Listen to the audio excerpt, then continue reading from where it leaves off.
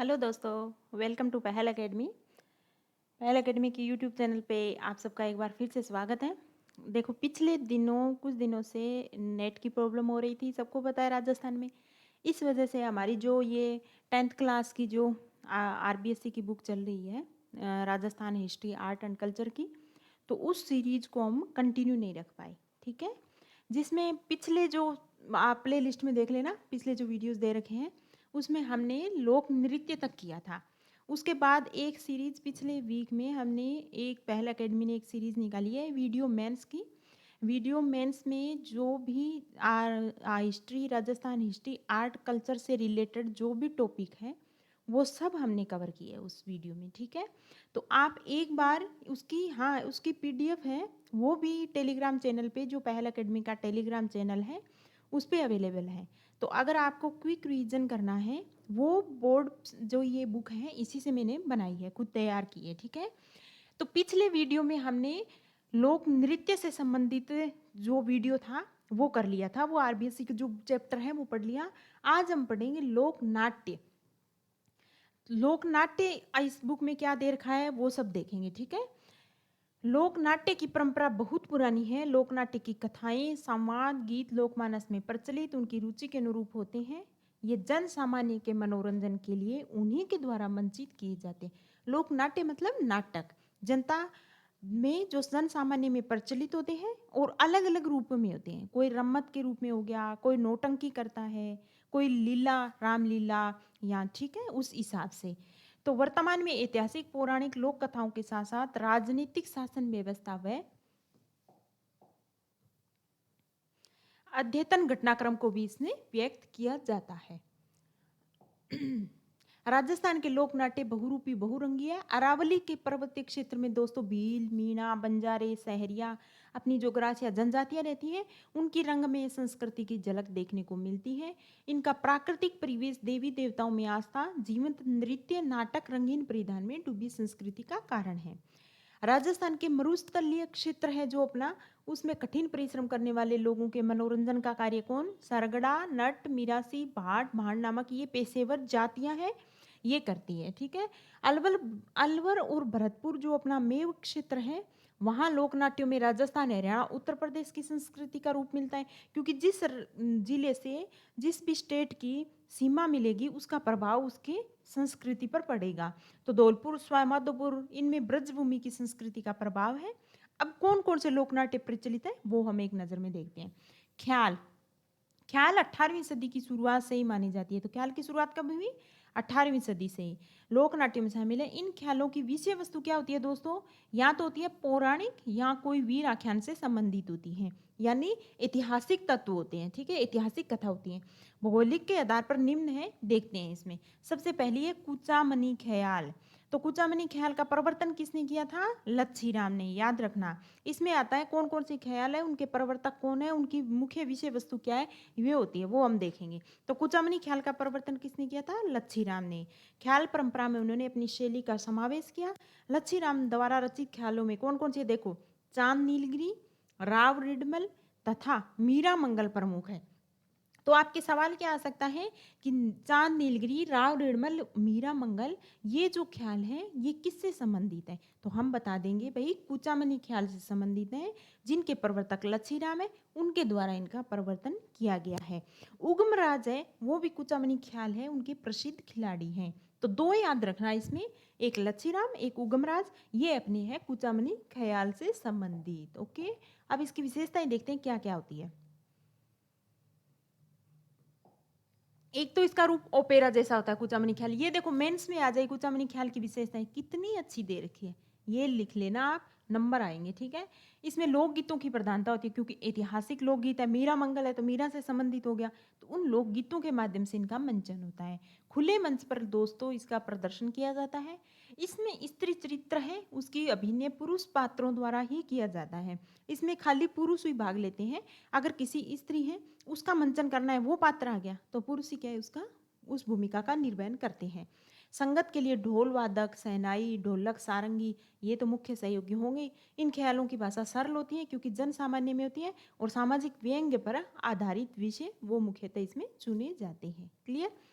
दूसरा कुचामनी के बाद दूसरा कौन सी ख्याल है दोस्तों? देखो शेखावाटी ख्याल है।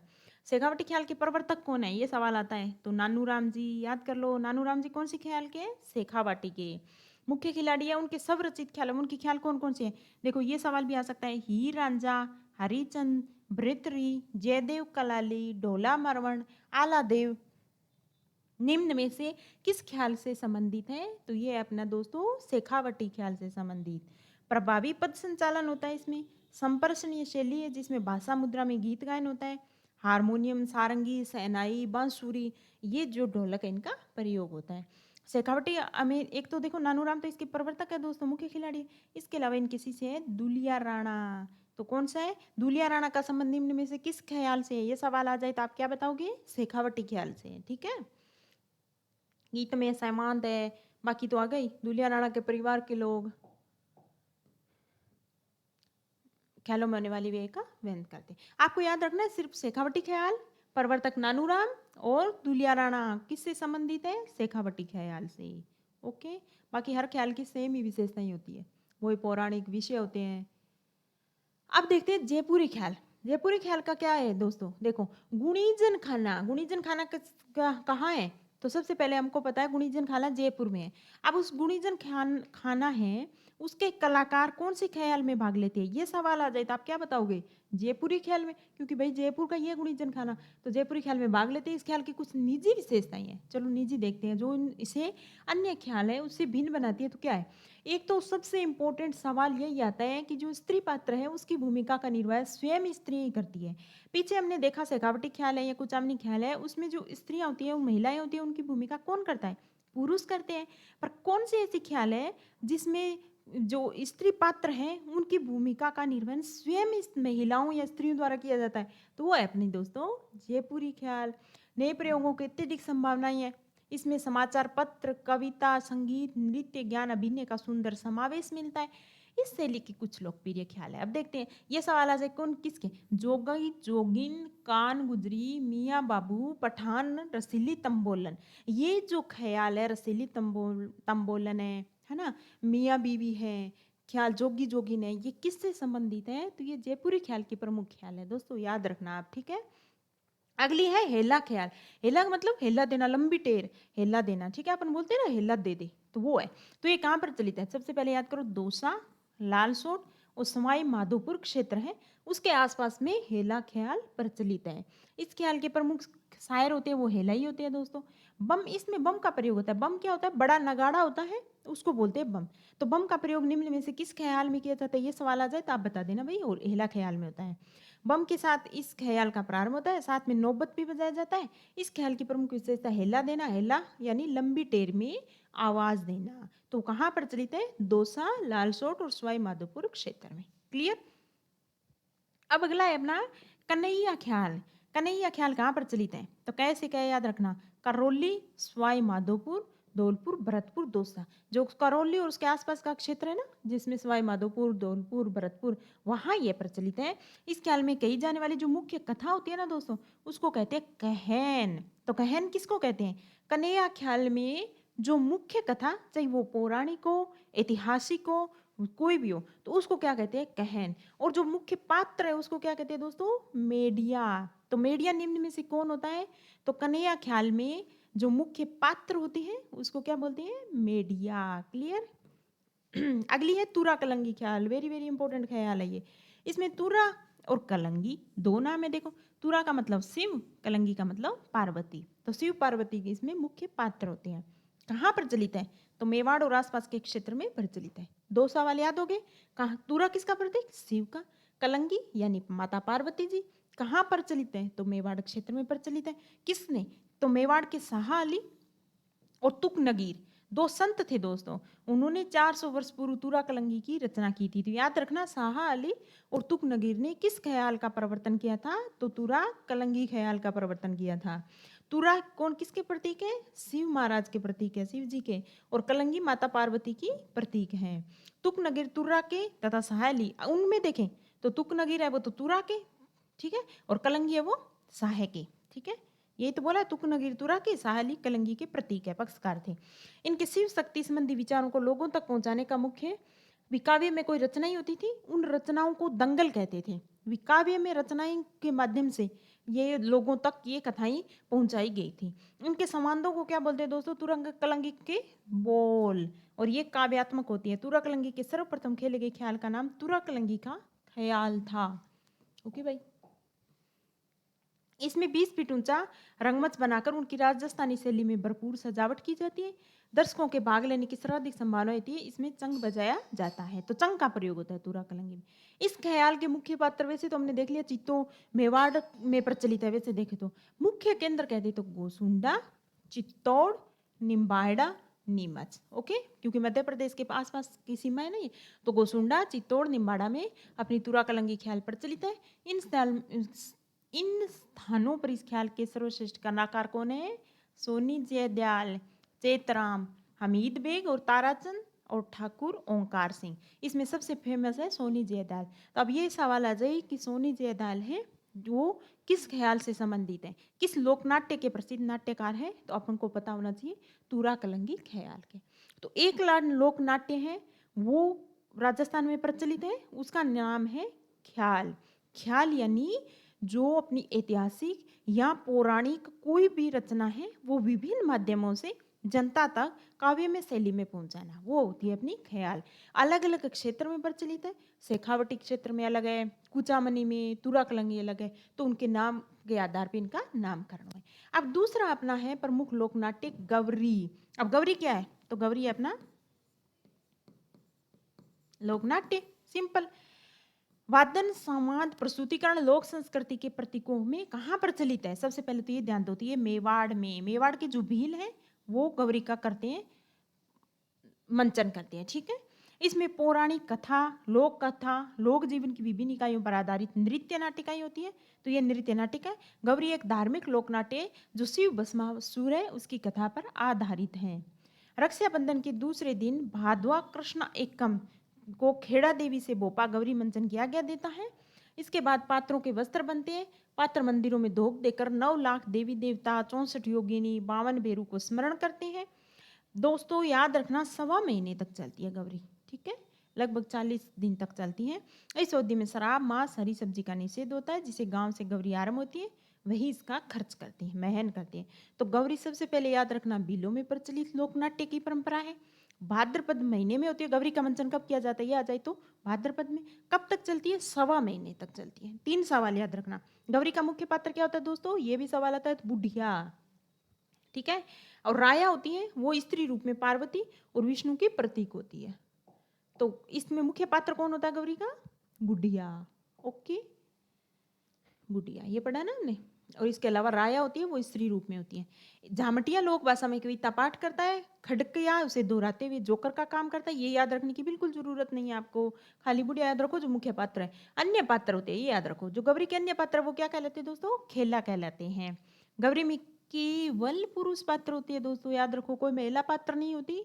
पुरुष ही महिलाओं का करते हैं, पर जो होते हैं वो केवल है। इसमें गणपति, भंवरी, भमरिया, मीणा, कान गुजरी, जोगी, खाडलिया भूत, लाखा बंजारा, नटड़ी, माता शेर आदि विविध पौराणिक विषय उससे संबंधित है मंचन किया जाता है। क्लियर? बिलों में होता है और 1.25 महीने तक चलता है।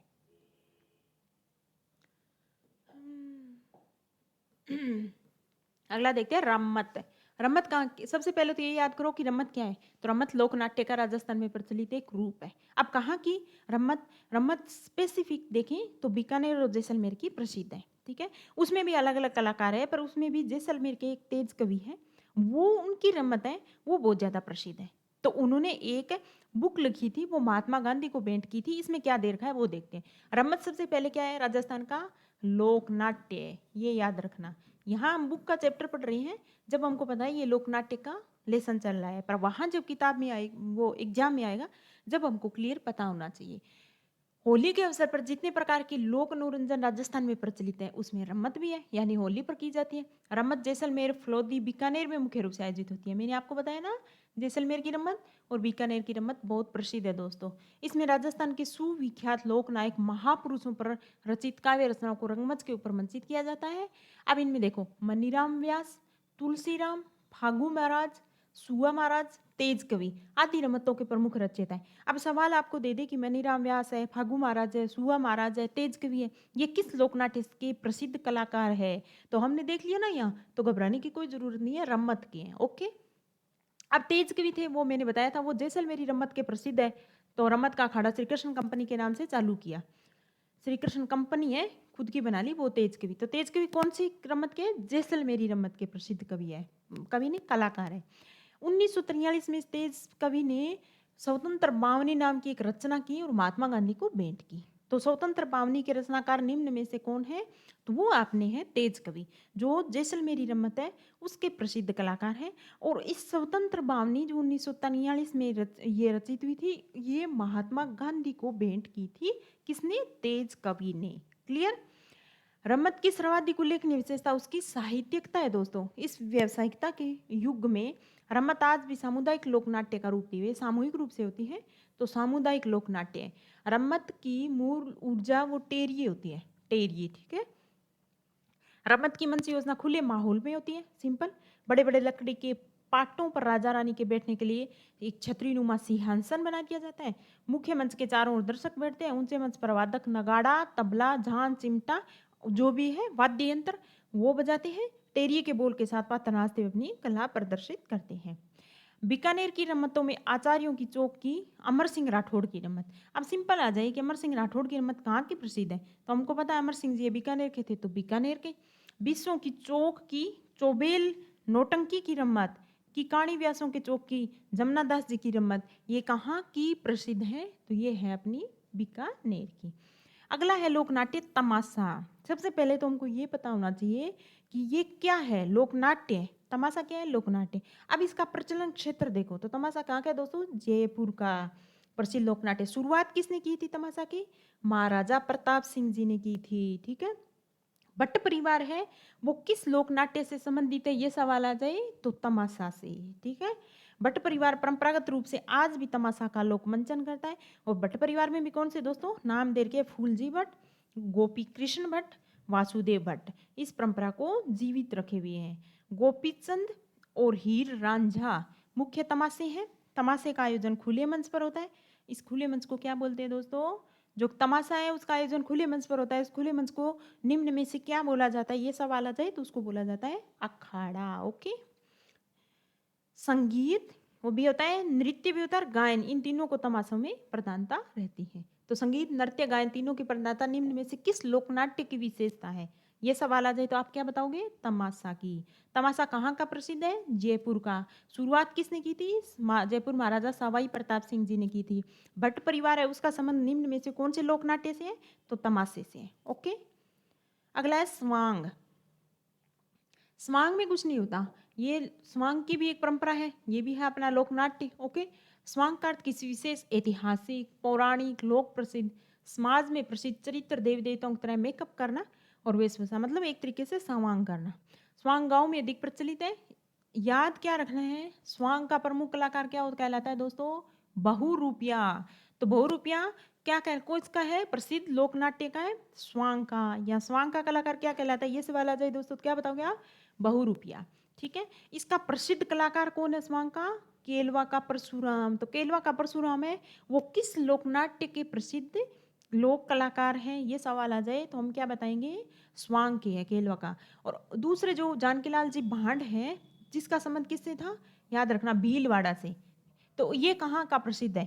तो जानकीलाल भांड का संबंध स्वांग से है। जो जानकीलाल भांड एक बहुरूपिया थे, उन्होंने स्वांग को अंतर्राष्ट्रीय ख्याति दिलवाई थी। तो ये याद रखना है बस इतना कि स्वांग है उसके कलाकार क्या कहलाते हैं दोस्तों? उसके बहुरूपिया कहलाते हैं। जो केलवा के परशुराम है वो किससे संबंधित है? लोकनाट्य से। तो उनका संबंध स्वांग से है।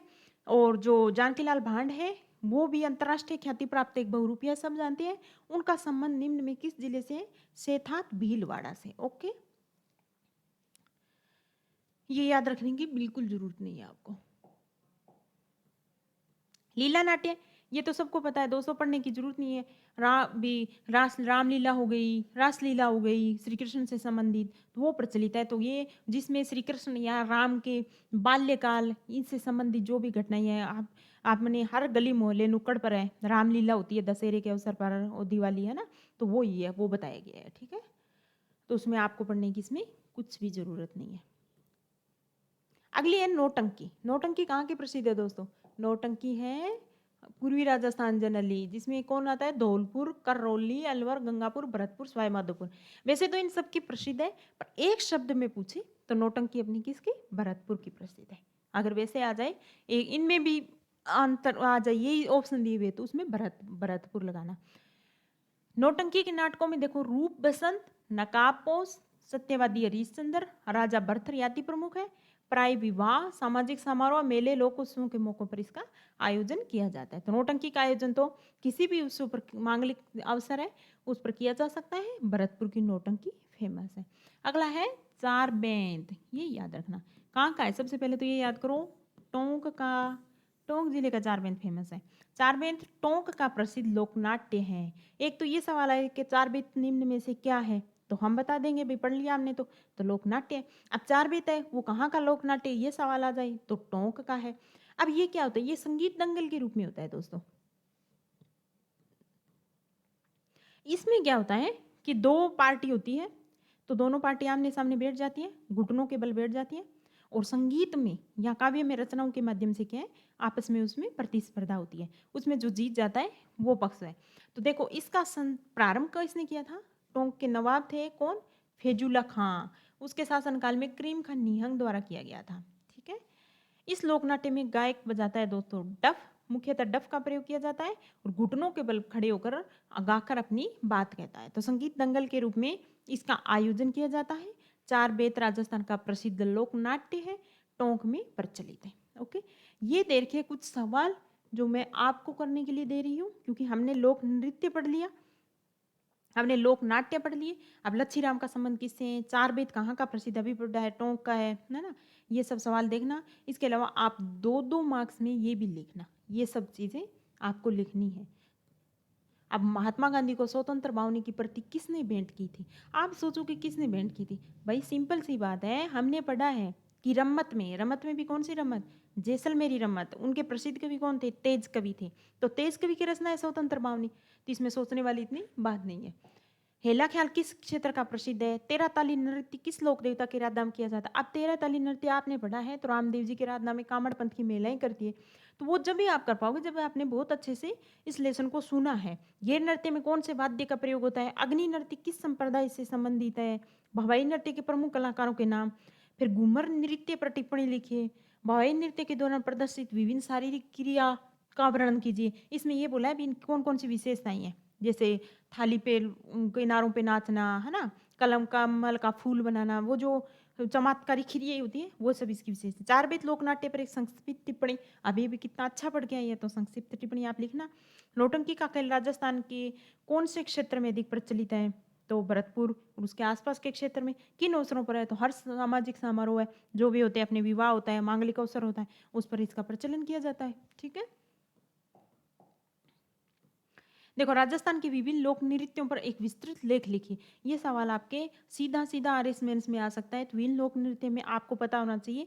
पहले आप लिखेंगे विभिन्न क्षेत्रों में आंत क्षेत्रीय नृत्य, उसके बाद जनजातीय नृत्य, संबंधित नृत्य, फिर अन्य नृत्य, अन्य क्षेत्र, उनकी फिर पूरा बना के ऐसा डायग्राम बना के उसके माध्यम से आप समझाओगे। ख्याल लोकनाट्य का वर्णन करते हुए इसकी मुख्य विशेषताएं। सबसे पहले इसमें क्या है? ख्याल लोकनाट्य आ गया, तो सीधा शुरू नहीं हो जाना। ख्याल लोकनाट्य का वर्णन करते हुए इसकी मुख्य विशेषताएं।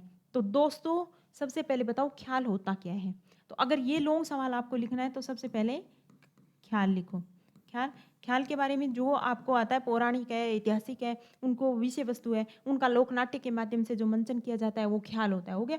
राजस्थान में विभिन्न आंचलिक क्षेत्र के आधार पर ख्याल प्रचलित है। फिर ये बनाओ भी, एक तो भाई कूचामनी ख्याल प्रचलित है, एक अपनी शेखावटी ख्याल प्रचलित है, एक अपनी जयपुरी ख्याल प्रचलित है, और तुराकलंगी ख्याल प्रचलित है।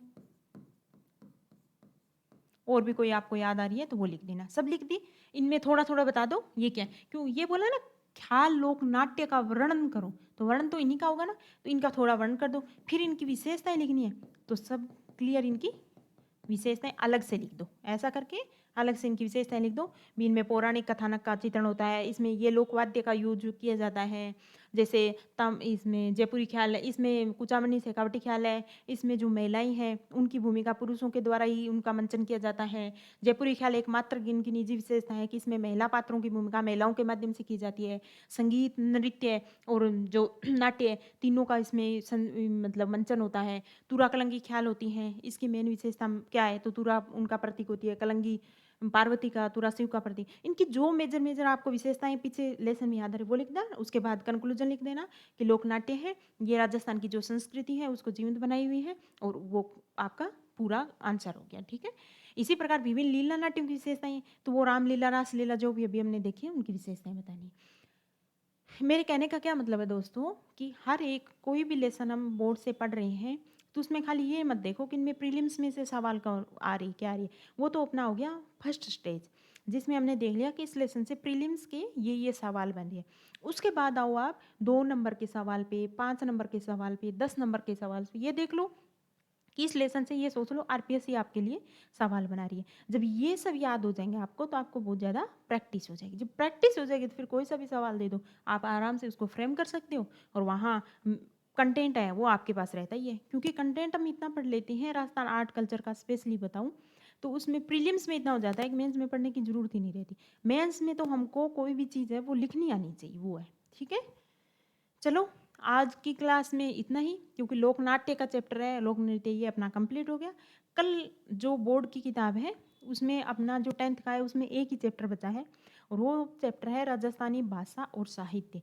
वेरी इंपॉर्टेंट है, तो मैं कोशिश करूँगी कि कल का जो ये वाला चैप्टर है, कल की जो अपनी क्लास होने वाली है वो मैं वो पीपीटी के थ्रू आपको पढ़ाऊँ, ताकि एक्स्ट्रा कोई और भी चीज़ हो तो वो मैं उसमें इंक्लूड कर सकूँ। ठीक है, क्योंकि बोर्ड में आप पढ़ोगे तो थोड़ा बोली वगैरह है वो पजल हो जाएगा, तो मैं कोशिश करूँगी कि मैं पीपीटी के थ्रू वो क्लास आप तक लेकर आऊँ। ओके, चलो दोस्तों, थैंक यू सो मच।